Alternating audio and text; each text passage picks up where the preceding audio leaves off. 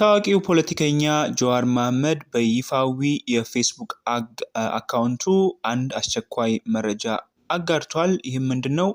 የፌዴራል መንግስቱ ሰሞኑን ኢንተርኔት ሊዘጋ ወይም የሶሻል ሚዲያው ላይ ገደብ ሊጥል እንደሚችልም የሚገልጽ መረጃ በዛሬው ዕለት በአስቸኳይ መልእክት አጋርቷል። እንግዲህ ፖለቲከኛው ጀዋር መሐመድ ይህን ያጋራው በይፋ የፌስቡክ አካውንቱ ላይ ነው።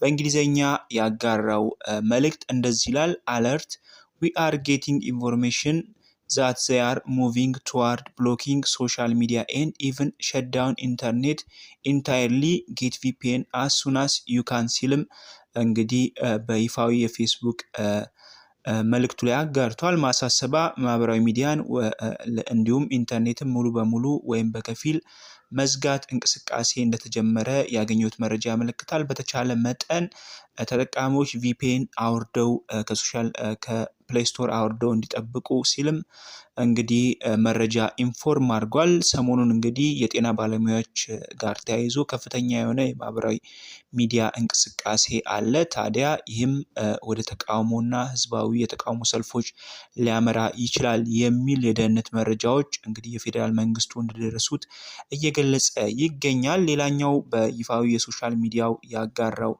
መልእክት እንግዲህ ዋና የፌዴራል ተቋማት በፌዴራል ፖሊስ ጥበቃ ስር በዋና ከተማው እንግዲህ እየተካሄደ እየሆነ ይገኛል። የኤሌክትሪክ ማመንጫዎችን መሰረታዊ የመንግስት መስሪያ ቤቶች ላይ በአዲስ ዙር የፌዴራል ፖሊስ ስምሪት እየወሰደ እንደሚገኝም የፌዴራል ፖሊስ ምንጮች ጠቀሱኝ ሲል ጀዋር መሐመድ በእንግሊዘኛ እንግዲህ በይፋዊ የፌስቡክ አካውንቱ ላይ አጋርቷል። ታዲያ እንግዲህ ተጠቃሚዎች በተለይ ኢንተርኔት ሊዘጋ ስለሚችል VPN በማውረድ መጠቀም እንደሚችሉ እየወጡ ያሉ መረጃዎች ይጠቁማሉ።